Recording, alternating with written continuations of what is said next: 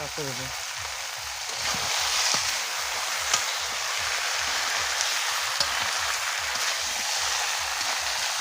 আজ নিজেই রান্না করতে চলে এসেছি, দেখি রান্নাটা কেমন হয়।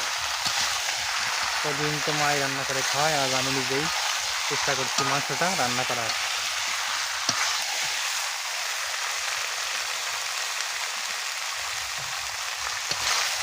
আপনারাও মাঝে মধ্যে চেষ্টা করবেন নিজেরা, দেখবেন খুব ভালো লাগে।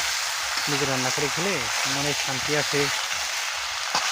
আর সারা জীবন তো মা রান্না করে খাওয়ায়, তো নিজেরা একটু রান্না করে খাওয়ার চেষ্টা করবেন মাঝে মধ্যে।